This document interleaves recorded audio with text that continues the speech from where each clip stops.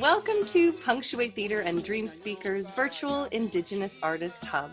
I'm Rebecca Sadowski. I'm a Métis dance and theatre artist from Edmonton, and I'm an artistic associate with Punctuate Theatre. Today, I have the privilege of sitting down with Pachakuteq Espinoza Bravo, an Inka audiovisual artist from Cusco, Peru. Pacha works in a wide genre of arts disciplines, including music production, video mapping. He's a director and a teacher. He does live music, he does DJ performances, he's a program developer, he is a Pachamama ceremony practitioner, Inka massage practitioner, and music therapist.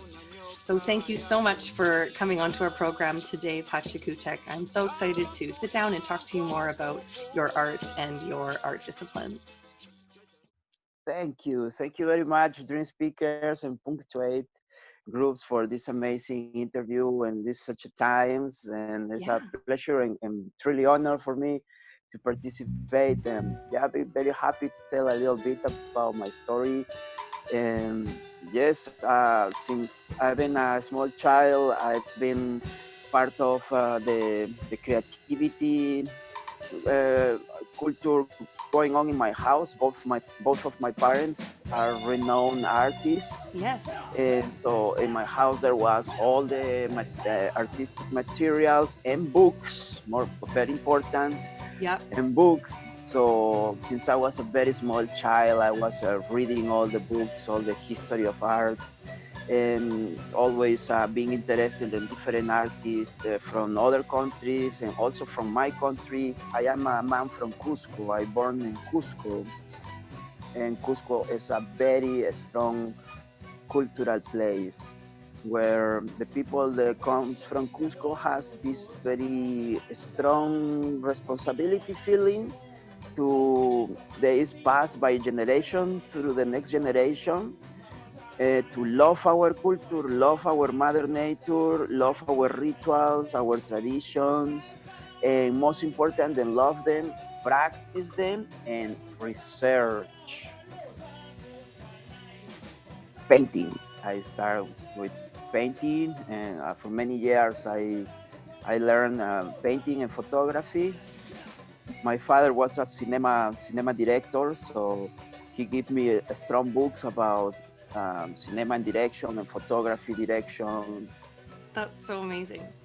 So Pacha, can you tell us a bit about your journey from Peru up here to Edmonton, and maybe more about the Makiwan Art and Communication Center? Makiwan Art Communication Center is a project started in Mexico in 2001.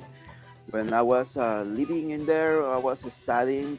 And my mother, she's a sculptor, painter, restoration. And so she was teaching me techniques, and we decided to also teach other people, because there was many friends that were visiting us, our atelier all the time. And they were very, very interested in learning about the culture and about the techniques. Yeah. And so in that year, 2001, I became a formal student of my mother, because since I was a kid, I was just being always studying as a child. But in that year, I studied as one of the students, and I got to go through all the year, the curricular year, and graduate. And then I was able to also help my mother as a teacher assistant. And then that's how Makiwan it started as a family project, preserving the culture.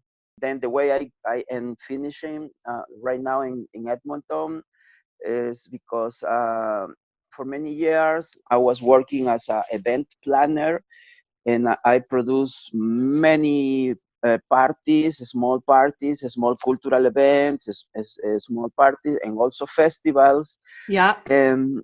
And one of those events that I was working on, I previously met the sister of my now wife in Canada, but at a time when they were just some friends, and I gave them the flyer. I invited to come to the event, and they did, and then we get more and more closer and meeting it a little bit more and more until we start a relation. But still, my plans at the time was not to come to Canada because I was in my country. I have lots of projects and things going on all the time. Right. So we were doing long distance, and at some point, a terrible accident happens to her sister. Oh She gets no. run over by a bus Oh, and got one leg very damaged. And so they both have to come back to Canada in an airplane ambulance. And wow. so then I start helping them with the family and the lawyers as a translator because I speak English very well. Yep. And, and so we were doing long distance for more than 1 year. So then we start thinking on me coming to Canada. And because she was very interested on with helping her sister. Yep. And so we say, wow, yeah, this situation is a very strong situation. So Yep. yeah, I will open my mind to it. And yeah, if I get accepted by all the processes on going to Canada, I think go in that flow, well, that will mean something, right? So, Yep. so here I am, everything went Wow. through. And so now I am in here, and I'm very happy to be here. Well, it's been affecting my arts in the musical, for example, in my musical project. Yeah. I have this live band. We do traditional Andean music. The charango was given to me on 2011, and boom, it was like a possession, like a connection, like the spirit of the charango totally connect with me and start teaching me music because I knew music before, but as a DJ, no, not really theory music and everything. But then once I get the charango, I get a lot of theory music, and then after the theory music, like I get inspired by tons of songs, of cultural songs, with meaningful lyrics and about cultural things. Yeah, I met these amazing guys, and now we have this band called Wilcapacha, which Yep. means sacred planet. Yeah, because that's like the biggest of my concepts that I want to share. Like we live in a place that is sacred place, and we should keep it that way. But the way how the virus has been affecting me is it stops the band. We got some few gigs, and we were going to few festivals, and now everything got stopped and postponed, and now is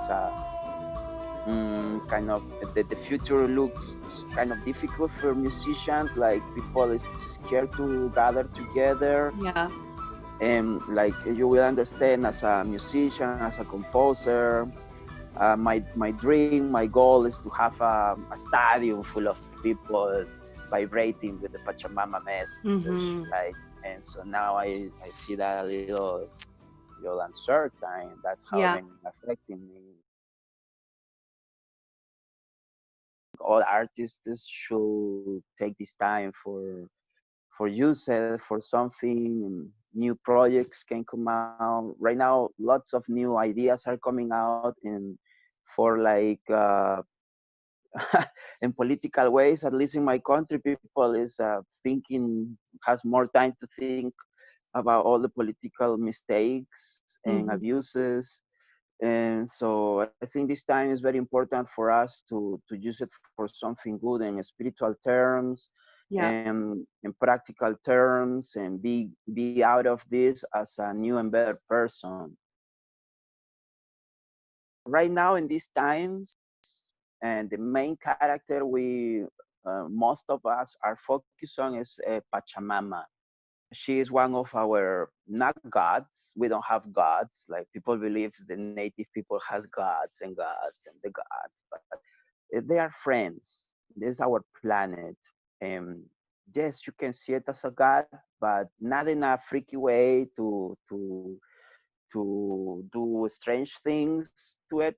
But it's our mother. It's the planet where we live on, and we are like a tiny tiny insect living in us, for example. The same way, it's the same. We are that tiny insect living in the planet. Some people is only focus on the character of the creator, and on, but they forgot the planet, and the planet is giving us the food. No, there's wise people that says, I first think and then I exist. Well, that guy has the belly full of food before to think and then exist. So Yeah. first thing is make the connection with Mother Nature and then I exist. That's Yeah. how it works for us. It's so beautiful to hear you talk about your roots and your beliefs and your spirituality. And, you know, some of it sounds very similar to Cree storytelling that I've been shared. And, you know, Jerry and Joanne Saddleback, they've been able to share with some of us younger folk their knowledge and their wisdom in the Cree medicine wheels and the storytelling and the creation story. So have you found these sort of similarities as you've gotten to know some Indigenous culture here in Canada to your own Inka roots? Oh, yes. Is there was these gatherings in the old times. They were called eagle and condor gatherings, and that's how you guys work with the tobacco, and the same way we do. Even if we don't say exact the same words, we don't dress the same. We our ritual is different, but in the end, it's the same tobacco. We Yeah. are both connected with the same tobacco spirit, and so on with other spirits, Mother Nature. You call it in one way, I call it in another way, but in the end, we both are the same.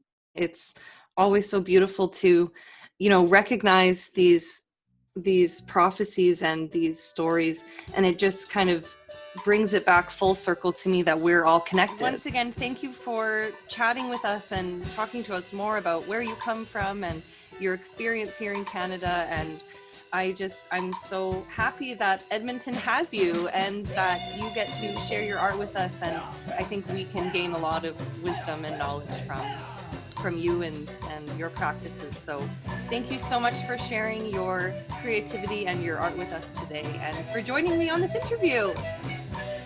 Oh, thank you, Rebecca. It's a really honor to be here and interviewed by you. You have such amazing, good vibes, and you're so good, such a good artist. I've seen a little bit about you, and I'm glad to be with you. Thank you. And thank you, viewers who have tuned in for today's Indigenous Artist Hub video.